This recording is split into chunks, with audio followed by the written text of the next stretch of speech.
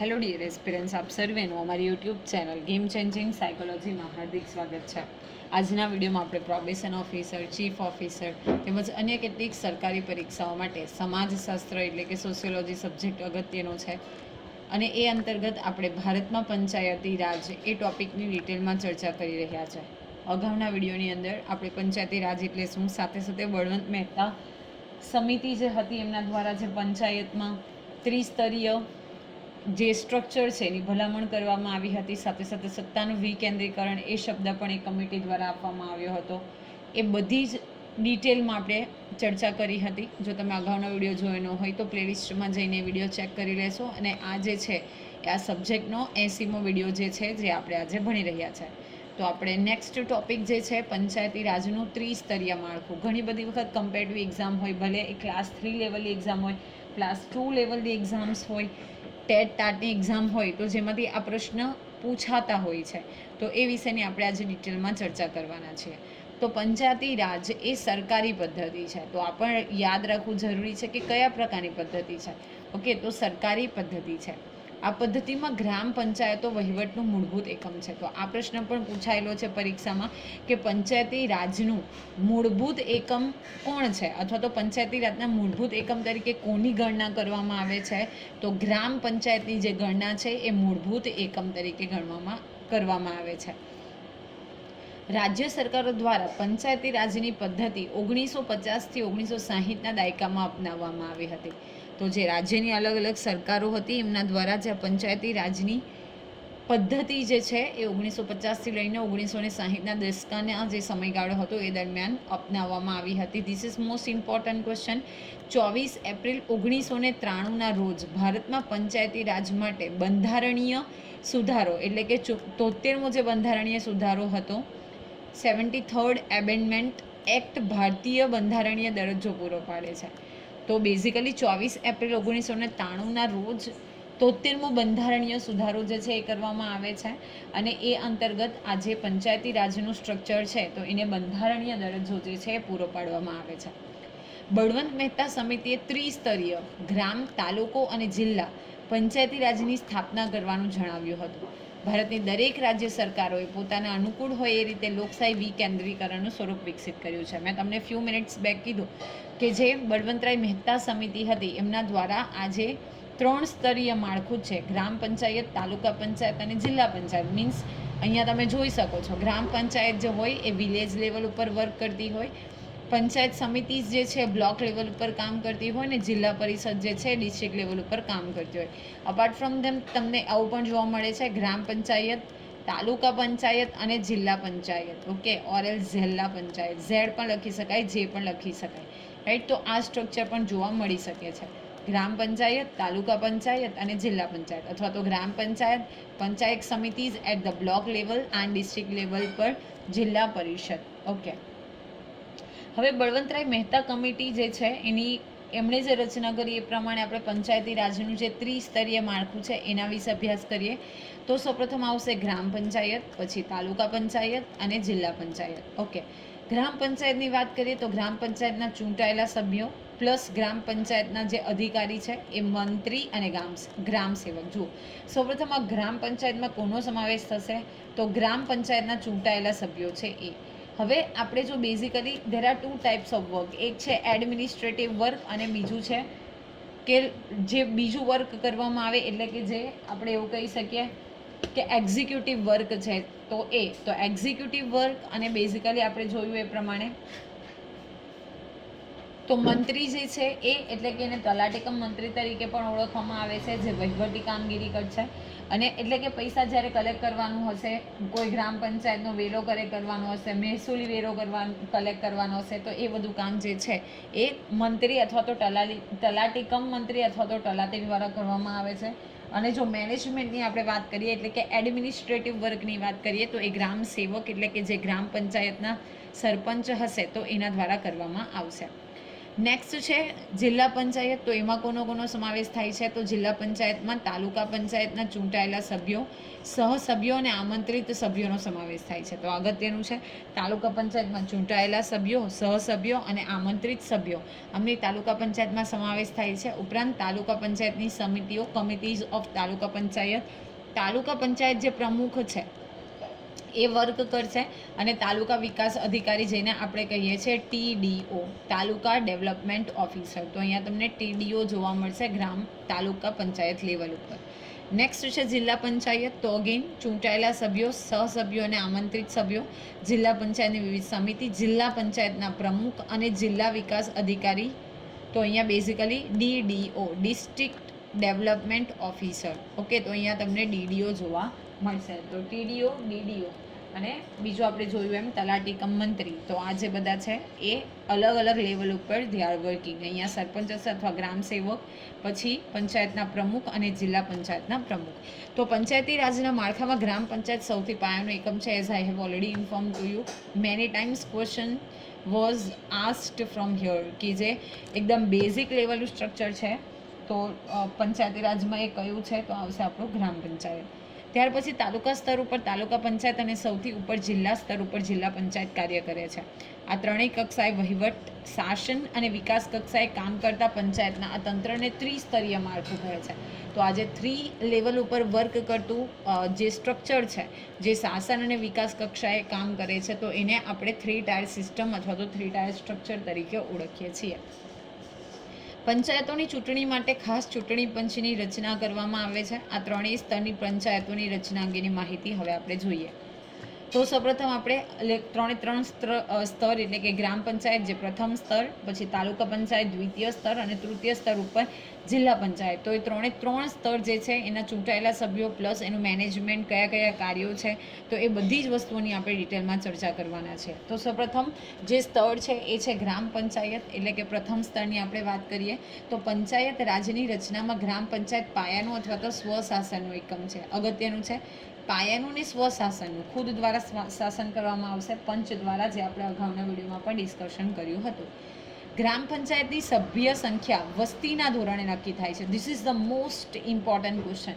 આજકાલ જે તમને બેઝિકલી સ્ટ્રક્ચરના ફોર્મમાં ક્વેશ્ચન્સ પૂછાતા હોય છે, સ્ટેટમેન્ટના ફોર્મમાં તો એમાં પૂછાય છે કે ગ્રામ પંચાયતની સભ્ય સંખ્યા જે છે એ કઈ રીતે નક્કી કરવામાં આવે. ચૂંટાયેલા સભ્યો હોય કે વસ્તી સંખ્યાને આધારે, તો તમારે યાદ રાખવાનું છે સભ્ય સંખ્યા જે છે વસ્તીના ધોરણે નક્કી થાય છે. ગ્રામ પંચાયત એ ગામડામાં સ્થાનિક કક્ષાએ લોકો દ્વારા ચૂંટાયેલા પ્રતિનિધિઓની બનેલી સ્થાનિક સ્વરાજ્યની સંસ્થા છે. શું છે કે ગામડાનું જે સ્થાનિક કક્ષા છે એટલે કે લોકલ લેવલ ઉપર લોકો દ્વારા જે ચૂંટાયેલા સભ્યો છે, પ્રતિનિધિઓ છે, તો એની બનેલી એક સ્વરાજ્યની એટલે કે સ્થાનિક લોકલ સેલ્ફ ગવર્નન્સની એક પ્રકારનું યુનિટ છે. પુખ્ત વય મતાધિકારના ધોરણે પંચાયતની ચૂંટણી થાય છે. Now you should know what is પુખ્ત વય મતાધિકાર. તો પુખ્ત વય મતાધિકાર એટલે શું? કોઈ વ્યક્તિ 18 વર્ષની થાય છે, ઓકે, પ્લસ એ માનસિક રીતે ખૂબ મતલબ માનસિક સ્વાસ્થ્ય ધરાવતી હોવી જોઈએ, ઓકે. તો અને બીજું એક છે કે એનરોલ જે નામ છે એ આપણે જ્યારે ચૂંટણી પંચ સમક્ષ કરાવીએ તો બેઝિકલી આપણને વોટર આઈડી મળે છે, એટલે કે વોટિંગ કાર્ડ મળે છે, અને એના આધારે પુખ્ત વય મતાધિકાર, એડલ્ટ સફરેજ, ઓકે. તો એના ધોરણે પંચાયતની જે છે એ ચૂંટણી કરવામાં આવે છે. ગામડાના વિકાસના કાર્યો તથા સ્થાનિક પ્રશ્નોનો ઉકેલ લાવવાની જવાબદારી સત્તા ગ્રામ પંચાયતની હોય છે. જે તે ગામ છે તો એમાં વિકાસના કાર્યો કરવા પ્લસ સ્થાનિક પ્રશ્ન જે છે એટલે કે લોકલ લેવલના જે ક્વેશ્ચન્સ છે તો એને સોલ્વ કરવા, તો એ બધી વસ્તુઓની જવાબદારી કોની હોય છે? તો ગ્રામ પંચાયતની હોય છે. પ્લસ ઇવન સત્તા એટલે કે પાવર પણ કોની પાસે હોય છે? તો ગ્રામ પંચાયત પાસે હોય છે.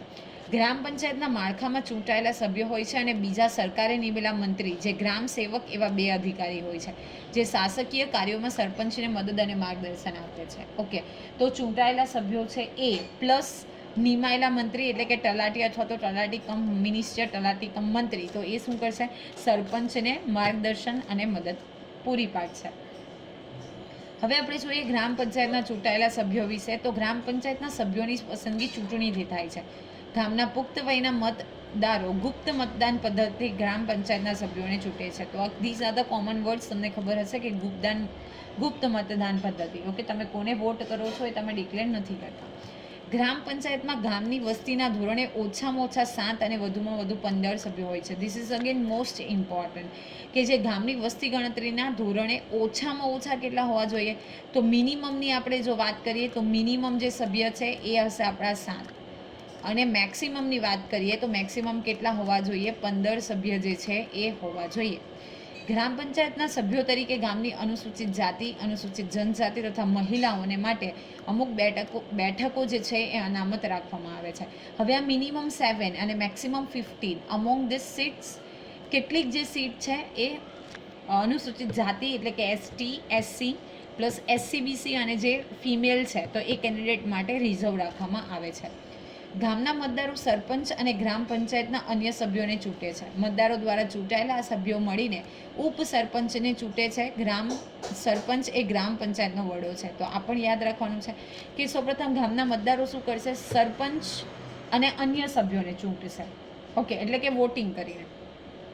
હવે જે ચૂંટાયેલા મતદારો છે એટલે કે જે મેમ્બર તરીકે સિલેક્ટ થયા છે એ અને સરપંચ એ ભેગા મળીને શું કરશે, તો ઉપસરપંચ જે છે એની ચૂંટણી કરે છે.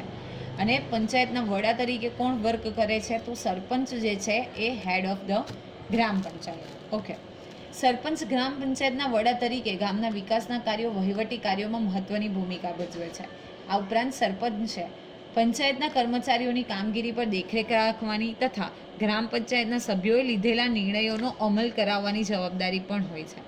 તો કેવી રીતે કામગીરી કરે છે, સભ્યો જે છે લીધેલા નિર્ણયો જે છે પોતાના દ્વારા એટલે કે સરપંચ દ્વારા જે નિર્ણયો લેવાયેલા છે એનો અમલ કરે છે કે કેમ, એ બધી વસ્તુ ચેક કરવાની જે કામગીરી છે એ સરપંચની છે ગ્રામ લેવલની ઉપર. સરપંચ ગ્રામ પંચાયતના વડા તરીકે ગામના વિકાસના કાર્યો અને વહીવટી કાર્યોમાં મહત્વની ભૂમિકા ભજવે છે.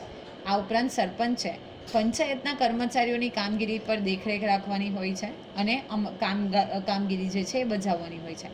ગુજરાત રાજ્યના પંચાયતી ધારા પ્રમાણે ગ્રામ પંચાયતના જે અંગો છે એ ગ્રામ પંચાયતના અંગો કયા કયા છે તો એ વિશેની આપણે ચર્ચા કરીએ. જો અગત્યનું છે જે પંચાયતી ધારો છે તો એના અંતર્ગત કયા કયા જે અંગો છે, ઓકે, એટલે કઈ કઈ કમિટીઝ જે છે એ ગ્રામ પંચાયતમાં વર્ક કરે છે તો એ વિશે આપણે વાત કરીએ. તો સૌપ્રથમ છે ગ્રામ સભા. ગામના બધા મતદારો ગ્રામ સભાના સભ્યો છે. ગ્રામ સભા એ મૂળ એકમ છે જેને પ્રત્યે ગ્રામ પંચાયત જવાબદાર છે. ગ્રામ પંચાયતના અંદાજપત્ર અને વિકાસના કાર્યક્રમોની ગ્રામ સભા વિચારણા કરે છે. વર્ષમાં 2 વખત ગ્રામ સભાની મિટિંગ યોજવાની હોય છે. તો અહીંયાથી અગત્યનું છે કે ગ્રામ સભા જે છે એની મિટિંગ કેટલા સમય મતલબ કેટલી યોજવાની હોય, તો પર યર કમ્પલસરી 2 મિટિંગ્સ જે છે એ થવી જ જોઈએ. પ્લસ એ મૂળભૂત એકમ છે તો એના માટે જે તે ગામ છે તો એના માટે ગ્રામ પંચાયત રિસ્પોન્સિબલ છે. હવે ગ્રામ પંચાયતનું અંદાજપત્ર જે છે એટલે કે બજેટ છે અને સાથે સાથે વિકાસના કાર્યક્રમો છે તો એની પણ વિચારણા કોના દ્વારા કરવામાં આવે છે, તો ગ્રામ સભા દ્વારા વિચારણા કરવામાં આવે છે. અને compulsory twice in a year જે ગ્રામ પંચાયતની મિટિંગ જે છે એ યોજાવી જ જોઈએ. નેક્સ્ટ છે કારોબારી સમિતિ. તો ગ્રામ પંચાયતના ચૂંટાયેલા સભ્યોમાંથી 5 સભ્યોની કારોબારી સમિતિ બને છે. તો આ પણ અગત્યનું છે. કેટલા સભ્યો હોવા જોઈએ, તો 5 સભ્યોનો સમૂહ જે છે જે કારોબારી સમિતિ બનાવે છે. આ 5 સભ્યો પૈકી એક મહિલા સભ્ય હોય છે અને એક અનુસૂચિત જાતિ કે જનજાતિનો હોય છે. Again this is important. 5માંથી એક કન્ફર્મ છે, એક કોણ હશે, ફિમેલ હશે. ઓલરાઈટ, એક જે છે એ એસટી અથવા તો એસસી કેટેગરીના હશે અને બાકીના જે 3 છે તો એ જે ચૂંટાયેલા સભ્યો હશે તો એમાંથી બનાવવામાં આવશે. જે 7 અને આપણે 15ની વાત કરી એ પૈકી. નવા છેલ્લા 73માં બંધારણીય સુધારણા મુજબ પંચાયતોમાં બધા સ્તરે મહિલાઓનું પ્રતિનિધિત્વ 33% રાખવામાં આવ્યું છે. આ પણ ઘણી બધી વખત પ્રશ્ન પૂછાયેલો છે કે 73માં બંધારણીય જે સુધારો કરવામાં આવ્યો એટલે કે કોન્સ્ટિટ્યુશનલ એમેન્ડમેન્ટ કરવામાં આવ્યો એ દ્વારા જે પંચાયતી રાજ છે તો એમાં મહિલાઓની અનામત બેઠક જે છે કેટલા ટકાની કરવામાં આવી છે, તો 33%. નેક્સ્ટ જે છે એ છે સામાજિક ન્યાય સમિતિ. તો ગામના નબળા વર્ગના લોકોને સામાજિક ન્યાય મળી રહે એવા કાર્યો કરવા માટે સામાજિક ન્યાય સમિતિની રચના કરવામાં આવે છે. જે નબળા વર્ગના લોકો છે, ઓકે, બેકવર્ડ કમ્યુનિટીઝ છે તો એમને સામાજિક સોશિયલ જસ્ટિસ મળી રહે એના માટે બેઝિકલી આ સામાજિક ન્યાય સમિતિની રચના કરવામાં આવે છે. નેક્સ્ટ છે ન્યાય પંચાયત. તો નજીકના 5-7 ગામડાઓના જૂથ માટે એક સહિયારી ન્યાય પંચાયત હોય છે. હવે નજીકના જે 5-7 ગામડાઓ છે તો એના માટે સહિયારી એટલે કે એક કોમન જે છે ન્યાય પંચાયત હોય છે. જૂથના દરેક ગામડામાંથી એક સભ્ય ન્યાય પંચાયતના સભ્ય તરીકે કાર્ય કરે છે. ન્યાય પંચાયતના સભ્ય તરીકે ગામના મતદારોમાંથી શિક્ષિત અને લાયકાત ધરાવતી વ્યક્તિને ગ્રામ પંચાયત ચૂંટી કાઢે છે. હવે જ્યારે આપણે ન્યાય પંચાયતની વાત કરીએ તો જે એજ્યુકેટેડ છે પ્લસ જે ક્વોલિફાઈડ પર્સન છે, તો એવાને ગ્રામ પંચાયત દ્વારા નીમવામાં આવે છે, એમનું સિલેક્શન કરવામાં આવે છે. આ સભ્યો પોતાનામાંથી એક સમિતિ નક્કી કરે છે. ન્યાય પંચાયત કેટલીક દીવાની અને ફોજદારી સત્તા ધરાવે છે અને ન્યાય પંચાયત ગામોના સ્થાનિક પ્રશ્ન ઉકેલી અને ન્યાય આપવાનું કાર્ય કરે છે. પ્લસ એ લોકો કેટલીક ફોજદારી અને આપણે એવું કહી શકીએ કે દીવાની સત્તાઓ પણ ધરાવે છે અને જે ગામ લેવલના પ્રોબ્લેમ્સ છે તો એને સોર્ટ આઉટ કરવાનું જે કામ છે એ આ ન્યાય પંચાયત દ્વારા કરવામાં આવે છે, જેમાં એજ્યુકેટેડ અને જે ક્વોલિફાઈડ પર્સન છે તો એને ગ્રામ પંચાયત ચૂંટે છે. હવે આપણે જોઈએ સમાધાન પંચ. તો દરેક ગામડામાં એક સમાધાન પંચ હોય છે. સમાધાન પંચના સ્થાયી સભ્ય તરીકે એક વ્યક્તિ હોય છે. તો આ પણ અગત્યનું છે. એક સ્થાયી એટલે કે પરમિનન્ટ લેવલ ઉપર એક વ્યક્તિ જે છે એ સમાધાન પંચના સ્થાયી સભ્ય તરીકે કામ કરે છે. ગામના મતદારોમાંથી શિક્ષિત અને લાયક વ્યક્તિને ગ્રામ પંચાયત સમાધાન પંચના સભ્ય તરીકે ચૂંટી કાઢે છે. ઝઘડાનું સમાધાન કરવા માટે સમાધાન પંચ બેસે છે ત્યારે એક સ્થાયી સભ્ય અને બંને પક્ષકારોની પસંદગીના એક સભ્ય એમ 3 સભ્યનું સમાધાન પંચ રચાય છે. તો આ પણ અગત્યનું છે. એક સ્થાયી સભ્ય જે છે એ અને જે 2 પક્ષકારો છે એટલે કે સામસામેના જે પક્ષો છે તો એની પસંદગીના એક સભ્ય એમ મળીને કુલ 3 જે સભ્ય છે એનું સમાધાન પંચ જે છે એ રચાય છે. ન્યાય પંચાયત તરફથી આવેલા દાવો બંને પક્ષકારોને સાંભળીને સમાધાન કરવા પ્રયાસ કરે છે. ગ્રામ પંચાયતના સ્તર ઉપર પંચાયત મંત્રી અને ગ્રામ સેવક એવા 2 અધિકારી છે જે પ્રશાસનમાં સરપંચને મદદ કરે છે. હવે ગ્રામ પંચાયત સ્તરની આપણે વાત કરીએ તો એક પંચાયત મંત્રી અને એક છે ગ્રામ સેવક. આ બંને જે વ્યક્તિઓ છે એ સરપંચને સહાય કરે છે. હવે આપણે જોઈએ ગ્રામ પંચાયતના મંત્રી. તો ગ્રામ પંચાયતના મંત્રી જે છે સરકાર દ્વારા નિમાયેલા કર્મચારી છે, એટલે મેં તમને કીધું એ પ્રમાણે તલાટી અથવા તો તલાટી કમ મંત્રી. મંત્રી ગ્રામ પંચાયતનો રેકોર્ડ રાખવો, તેની જાળવણી કરવી, બજેટ, અનુમાન અને રિપોર્ટ તૈયાર કરવામાં પંચાયતને સહાય કરે છે. ઉપરાંત ગ્રામ પંચાયતના નાણાકીય હિસાબો રાખવા અને તે હિસાબો પર સરપંચની સહીઓ લેવી, એ પણ કામ જે છે એ તલાટીનું છે. સરપંચ અને પંચાયતના અન્ય હોદ્દેદારો સરકારી નિયમોના માળખામાં રહીને કામ કરતા રહે એ પણ એણે જોવાનું છે. પ્લસ જે સરપંચ છે એ અને પંચાયતના અન્ય સભ્યો જે છે એ રૂલ્સ રેગ્યુલેશન્સના દાયરાની અંદર રહીને કામ કરે છે કે કેમ, તો એ જોવાનું કામ પણ કોનું છે, તો આ તલાટી કમ મિનિસ્ટરનું છે. નેક્સ્ટ છે ગ્રામ સેવક કે ગ્રામ સ્તરનો કાર્યકર્તા, that is VDO, village development officer. તો તેને ગ્રામ વિકાસ અધિકારી તરીકે ઓળખવામાં આવે છે. જેમ મેં તમને કીધું કે તલાટી વિકાસ અધિકારી તાલુકા વિકાસ અધિકારી ધેટ ઇઝ TDO, જિલ્લા વિકાસ અધિકારી ધેટ ઇઝ DDO અને ગ્રામ પંચાયત લેવલ ઉપર આપણે જોઈએ તો VDO, વિલેજ ડેવલપમેન્ટ ઓફિસર, જે પંચાયતની જુદી જુદી યોજનાઓ તૈયાર કરવામાં મદદ કરે છે અને વિભિન્ન વિકાસ કાર્યક્રમો વિશે જાણકારી આપે છે.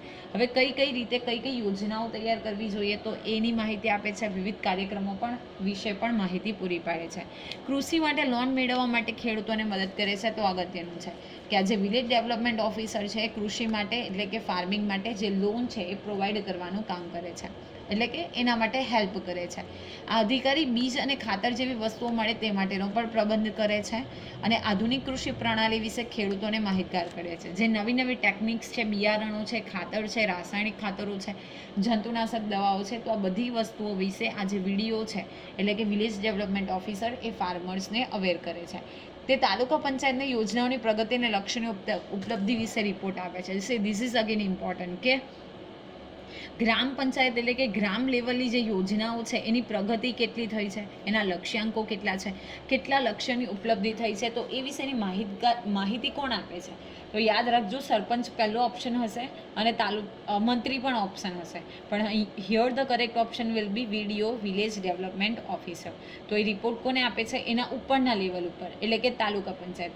હવે તાલુકા પંચાયતનો કોઈક હશે જેમ આપણે જોયું કે DDO, તો એ કોને ઇન્ફોર્મેશન આપશે? તો TDOને ઇન્ફોર્મેશન આપશે. હવે આપણે જોઈએ ગ્રામ પંચાયતના કેટલાક કાર્યો વિશે. તો ગ્રામ પંચાયતે ગામના સર્વાંગી વિકાસ માટે અનેકવિધ કાર્ય કરવાના હોય છે.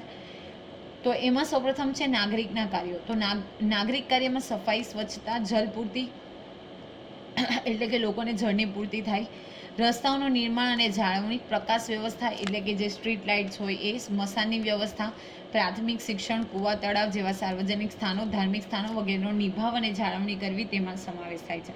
એને કેવી રીતે મેન્ટેન રાખવા, તો એ બધી વસ્તુ જે છે નાગરિકના કાર્યો. પછી જોઈએ વિકાસાત્મક કાર્યો, તો સહકારી પ્રવૃત્તિને વેગ આપવો, નબળા વર્ગના લોકોના વિકાસ માટે વિશિષ્ટ પ્રબંધ કરવો, ગામના યુવાનો, મહિલાઓ, બાળકો માટેના વિકાસ માટે પ્રવૃત્તિ કરવી, ગામમાં મેળાઓ અને બજારની વ્યવસ્થા ઊભી કરવી જેવા વિવિધ કાર્યો જે છે ગ્રામ પંચાયતે કરવાના છે. તો સહકારી પ્રવૃત્તિનો વેગ આપવો, જે બેકવર્ડ કમ્યુનિટીઝ છે એના ડેવલપમેન્ટ માટે વર્ક કરવું, યુવાનો છે, મહિલાઓ છે, બાળકો છે એના માટે વિકાસલક્ષી પ્રવૃત્તિઓ કરવી, મેળાઓ અને બજારની વ્યવસ્થા ઊભી કરવી, તો એ વિકાસાત્મક કાર્યો અંતર્ગત આવશે. હવે આપણે જોઈએ કે ગ્રામ પંચાયતે આટલા કાર્યો કરવાના છે તો એની આવક ક્યાંથી મળશે? તો વિચાર ધ સોર્સિસ ઓફ ઇન્કમ. તો ગામના વિકાસના કાર્યો કરવા માટે ગ્રામ પંચાયત કેટલાક સ્થાનિક કરવેરા નાખીને નાણાં એકત્ર કરી શકે છે.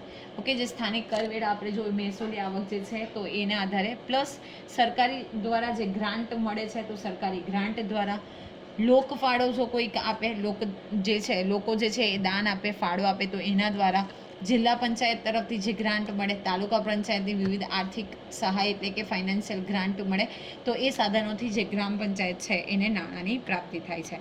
તો આઈ હોપ આજના વિડીયોમાં જે આપણે 3 ટાયર સિસ્ટમ અને એમાં પણ જે બેઝ છે ગ્રામ પંચાયત એ વિશે આપણે ડિટેલમાં ચર્ચા કરી, એમાં તમને સમજ પડી હશે. જો વિડીયો પસંદ પડે તો વિડીયોને લાઇક કરી અને શેર કરવાનું ભૂલશો નહીં. અને આવા જ વધુ વિડીયોની અપડેટ્સ મેળવવા માટે even you can subscribe our YouTube channel game changing psychology. So thank you for watching the video. Have a nice day.